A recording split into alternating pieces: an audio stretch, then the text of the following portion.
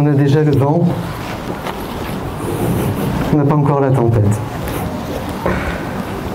Mais la question du silence de Dieu, la question du sommeil de Dieu, en apparence, tout au moins, ça restera une grande question qui nous traversera tout au long de notre existence. Cette question qui revient, pourquoi dors-tu? Pourquoi dors-tu, Seigneur? Comme dit un psaume. Il y a tellement de situations dans la vie où l'on a l'impression que le Seigneur dort et à point fermé. C'est le cri de tant d'hommes et de femmes, croyants ou non. C'est le cri de l'Église parfois, dont la barque est une figure. C'est le cri de Job, nous l'avions entendu aussi dans la première lecture. C'est peut-être le cri que nous poussons de temps à autre dans notre vie, à différents moments. En tout cas, c'est celui des disciples aujourd'hui, dans la barque, alors qu'ils s'adressent au Christ en lui disant « Maître, nous périssons, cela ne te fait rien ». C'est un cri qui ressemble beaucoup à de la révolte, et ça se comprend. Ça se comprend. Un Dieu qui dort, c'est tellement contradictoire avec l'idée même, avec la définition même de Dieu. Et au passage, c'est contradictoire aussi avec ce que dit toute la Bible. Parce que non, Dieu ne dort pas, il ne sommeille pas. Alors bien sûr, je comprends, les disciples sont pris de panique face à la tempête, alors que Jésus est là, sur le coussin, tranquille, comme dirait le Père Augustin, pépouze. Mais ce qu'ils disent à Jésus, à ce moment-là, n'est pas tout à fait juste. Pas tout à fait juste, parce qu'ils auraient pu dire à Jésus, ils auraient dû dire à Jésus, « Maître, il y a une tempête. » Ça, oui, ça c'est vrai, ça on peut le dire, c'est factuel, c'est observable. Il y a une tempête, maître. De là à dire, nous périssons, sur quoi il s'appuie pour dire ça? Sur quoi il s'appuie pour dire, ça ne te fait rien? Ça, ce n'est pas juste. J'ai presque envie de dire, c'est pas scientifique. C'est une interprétation. C'est un regard posé sur Dieu et sur la vie et sur les événements qui est faux. Et qui fait poser un jugement faux sur Dieu. C'est une réaction humaine, et je comprends tout à fait. Et ça nous arrive de réagir comme ça. Mais justement, c'est humain. Et Saint Paul nous dit dans la deuxième lecture, nous ne pouvons plus comprendre le Christ à la manière humaine. Ça ne marche pas. C'est poser un objet en observation avec de mauvais outils. On ne peut pas regarder Dieu de cette manière-là. Oui, lui dire et crier vers lui, « Maître, là, il y a une tempête. Aide-nous. » Ça marche. L'accuser du fait que nous, en apparence, nous périssions, ce n'est pas juste. Ce n'est pas juste. Et plus que jamais, le Seigneur nous invite à lui faire confiance, parce qu'il est là, dans la barque, bien présent. Ce n'est qu'en lui faisant une immense confiance que nous pourrons, avec lui, aller de traversée en traversée, par-delà toutes les tempêtes de nos existences, et des tempêtes, il y en a eu, il y en a, il y en aura. Ce n'est pas un scoop, on le sait, et on le vit. J'allais dire, on est mieux placé que quiconque pour le savoir. C'est la confiance, c'est rien que la confiance, nous disait la petite Thérèse, qui doit nous conduire à l'amour. La confiance, et rien que la confiance. Et dans toute cette partie de l'Évangile, il est question de foi, justement. Et ceux qui croient, précisément, en tout cas ceux qui ont le plus de facilité à croire, il semblerait que ce soit les païens, dans cette section de l'Évangile, et non les Juifs et non les disciples. C'est ce que nous rappelait le Père Benoît mardi dernier à la Lectio Divina. L'année prochaine, il faut vraiment venir à la Lectio Divina le mardi soir. Vous allez découvrir des tas de choses fabuleuses sur l'Écriture. Je ferme la parenthèse, c'était le petit coup de pub. Dans un monde qui est bien souvent secoué, qui est blessé, qui est blessant aussi, hein, au cœur de tant de crises que nous connaissons, la liste est longue, des crises sociétales, économiques, ecclésiales, ou peut-être des crises personnelles, des tempêtes individuelles, tout ce que nous vivons.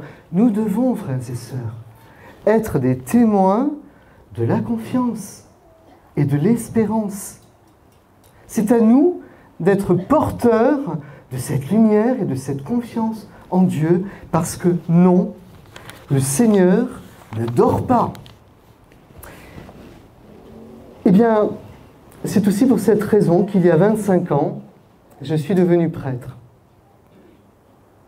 Face à tant de questions que l'humanité se pose, face à tant de cris désespérés vers le ciel, mais aussi face à tant de personnes qui s'éloignent ou qui rejettent Dieu, eh bien, je me suis senti appelé à être du côté de celui qui calme la tempête, à celui qui calme cette tornade de questions qui hante tant de gens, au point même qu'un jour, ça ne les hante même plus.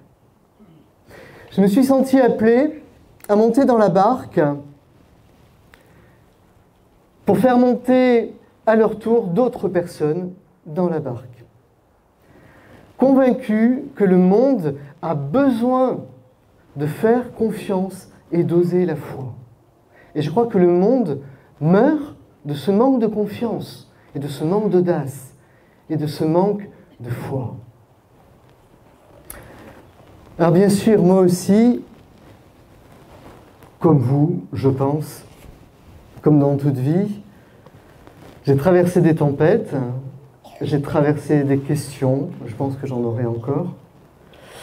Mais avec cette conviction que si le Christ est là, dormant sur le coussin, alors je ne sais pas, peut-être que je dois l'imiter aussi, et me mettre moi aussi sur un bon oreiller et dormir, dans la confiance, pourquoi pas ? Pourquoi pas ? En tout cas, ce qui est certain, c'est que j'ai eu cette conviction qu'il me faut rester concentré sur lui et sur lui seul. Non pas sur le vent, non pas sur les flots, non pas sur tout ça, mais sur lui seul. Et en 25 ans, eh bien c'est vous qui m'avez appris à être prêtre. Et je sais que ce n'est pas fini. On se donne rendez-vous pour les 50 ans. C'est vous qui m'avez appris à être prêtre. Parce qu'au jour de l'ordination, on devient prêtre, c'est vrai. Mais on ne sait pas ce que c'est qu'être prêtre. C'est-à-dire, c'est un peu comme un enfant qui vient au monde. Ok, c'est un petit homme, mais il va lui falloir apprendre à marcher, à parler, à manger, à vivre en société. Il a tout à apprendre. Eh bien, vous m'avez appris à être prêtre. J'ai beaucoup reçu de ma famille sur ce plan-là. Je pense à la place de la prière. Je me souviens de la prière du soir. J'étais encore dans mon petit lit à barreaux. Et je me souviens tout à fait de la prière du soir, soit avec ma mère, soit avec ma grand-mère qui vivait avec nous. Je m'en souviens tout à fait. Je me souviens du crucifix que j'ai récupéré, je l'ai toujours. Je me souviens de cette place-là. J'ai beaucoup reçu de ma famille aussi dans la manière d'appréhender la question de Dieu dans la vie quotidienne. J'ai beaucoup reçu également de l'aumônerie des jeunes à laquelle j'ai appartenu, qui était un groupe assez incroyable. Le Père Benoît peut en témoigner parce que nous étions ensemble. C'était une aumônerie qui priait, qui se donnait avec joie, et au sein de laquelle la question de la vocation n'était ni une obsession, ni un tabou. Et par conséquent, elle pouvait émerger, j'allais dire, d'une manière toute naturelle. Le surnaturel, dans cette aumônerie à laquelle j'appartenais, avait droit de citer et faisait partie du naturel de la vie. Mais vous tous, je vous dois beaucoup. Je pense d'abord aux jeunes de Draguignan, dont comme jeune prêtre, j'étais l'aumônier, quelques-uns sont là. Ils m'ont formé. Alors d'abord, ils ont essuyé les plâtres. J'ai été, je crois, assez exigeant avec eux. Et ils l'ont été avec moi. Vous imaginez, finalement, qu'ils m'ont poussé à faire un camp ski. Moi. Non, vous n'imaginez pas. Bah, imaginez-moi sur des skis. Ils m'ont poussé à faire des camps ski. Mais si je dois leur demander pardon d'avoir dû essuyer les plâtres du jeune prêtre que j'étais, je crois pouvoir dire que j'ai toujours voulu le meilleur pour eux, c'est-à-dire Dieu. Que Dieu fasse partie de leur projet de vie. Qu'ils puissent aussi rentrer dans le projet d'amour de Dieu pour eux. Alors, c'est vrai, j'ai été exigeant, comme eux, mais l'amour est exigeant, donc je ne peux que les remercier. Et vous tous, paroissiens de hier, je voudrais vous remercier également parce que depuis 2005, je suis arrivé pour rejoindre cette belle aventure de la congrégation de l'Oratoire, ce projet que je vis, uni à mes frères de l'Oratoire. Eh bien, j'ose le dire, vous êtes édifiants. Je ne sais pas si vous vous rendez compte, mais que ce soit de Saint-Louis, de Sainte-Madeleine, de Sainte-Douceline, de Sainte-Thérèse, des Salins, de Saint-Lambert, de Saint-Isidore, de Saint-Tropez, de Notre-Dame de Consolation, bien sûr, quel que soit le nom de la barque, non seulement nous formons une unique flottille de compétition, mais vous m'aidez à devenir pleinement ce que je suis, prêtre. Prêtre pour chacun.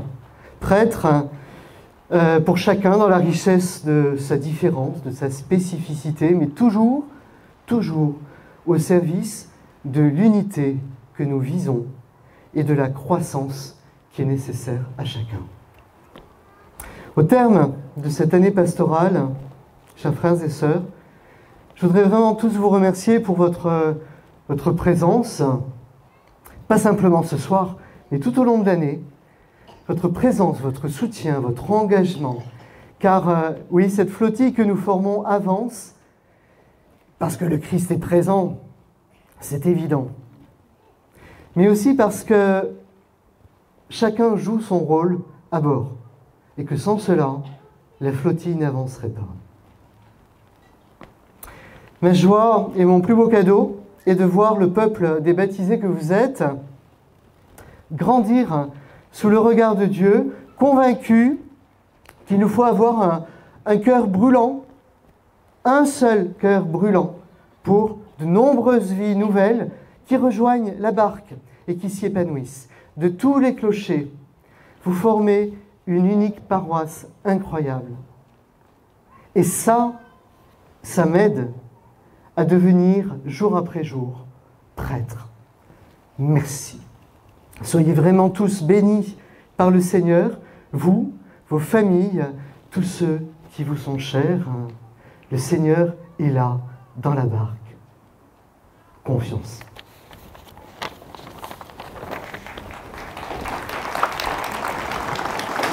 Alors je prends le pouvoir quelques instants. Peut-être vous demandez-vous ce que c'est qu'un jubilé. Je cite des extraits du site de la Conférence des évêques de France. Dans la tradition chrétienne, le jubilé est un grand événement populaire au cours duquel chaque pèlerin peut s'immerger dans l'infinie miséricorde de Dieu. Le jubilé est l'année durant laquelle revenir à l'essence de la fraternité, en restaurer la relation entre nous et le Père. C'est l'année qui pousse à la conversion, une occasion unique pour examiner sa propre vie et demander au Seigneur de l'orienter vers la sainteté. de la solidarité, de l'espérance, de la justice, de l'engagement au service de Dieu dans la joie et la paix avec ses frères. Mais par-dessus tout, l'année jubilaire a pour centre la rencontre avec le Christ. Ses origines remontent à l'Ancien Testament. La trompette avec laquelle s'annonçait cette année particulière était une corne de bélier appelée en hébreu Yobel, d'où dérive le mot jubilé. Alors on ne va pas sonner les trompettes, hein. Je n'en ai pas. Dans le Nouveau Testament, Jésus se présente comme celui qui porte à son achèvement l'ancien jubilé, étant venu annoncer l'année de grâce du Seigneur.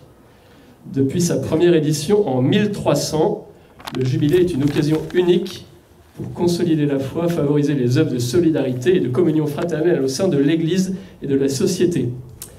Alors, même si nous ne fêtons pas une année jubilaire en tant que telle, celle-ci commencera en 2025, fêter un jubilé de 25 ans de sacerdoce a quand même un certain nombre de similitudes que je vais citer, cher Père. Un jubilé sacerdotal, c'est d'abord l'immersion dans la miséricorde de Dieu, qui, dans sa grande bonté pour nous, ne cesse de donner des prêtres à son Église.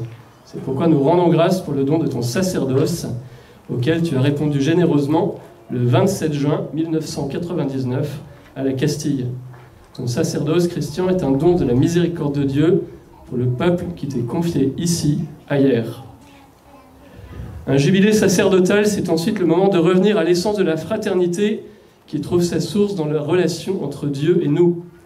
C'est pourquoi nous rendons grâce pour le don de ton sacerdoce qui est mis au service de la paroisse comme curé, c'est-à-dire celui qui a la charge du soin des âmes. Je connais et confirme ton dévouement et ton désir d'être tout à tous comme Jésus t'y appelle. Un jubilé sacerdotal, c'est enfin le temps de faire mémoire, comme l'Écriture sainte nous y invite. Faire mémoire pour rendre grâce au Seigneur de ce qu'il a fait et envisager l'avenir avec confiance. C'est pourquoi nous faisons mémoire avec toi de tout ce que tu as pu vivre, tu en as parlé tout à l'heure dans l'homélie, depuis ce jour béni de ton ordination, ces 6 premières années comme vicaire à Draguignan, ton arrivée à Hyères en 2005, ta mission de prévôt dès la fondation pendant 9 ans, ta mission de curé depuis 3 ans, et tant d'autres choses visibles ou cachées, vécues, avec tes qualités, mais aussi tes limites, comme nous en avons tous. Et que le Seigneur est capable de transformer par sa grâce pour l'avènement du royaume. Rendre grâce ensemble au Seigneur, telle est notre joie aujourd'hui, cher Père. C'est pourquoi, en signe de notre action de grâce pour toi, nous te remettons notre prière, notre merci, notre amitié et cette enveloppe qu'il a déjà remerciée, dans laquelle tu trouveras un magnifique don et de ta paroisse et plus encore. À la suite, et comme nous le faisons chez nous à chaque anniversaire, je vais vous proposer 2 choses. La première, c'est de rester encore un peu, parce qu'il y a encore une chanson et autre chose, donc restez encore un peu. Mais dans 10 minutes. Mais je vous propose aussi de faire ce que nous faisons chez nous, c'est-à-dire de lui donner, au Père Christian, pendant le dîner, un signe de reconnaissance. Alors comme on est un peu nombreux pour le faire maintenant, vous le ferez en direct avec lui. Voilà. C'est quelque chose que nous faisons à chaque fois, qui finalement est une manière de remercier la personne et le Seigneur. Merci pour tout, sois sûr de notre dévouement, de notre prière, de notre engagement au service du peuple de Dieu qui t'a été confié. Et bravo et merci.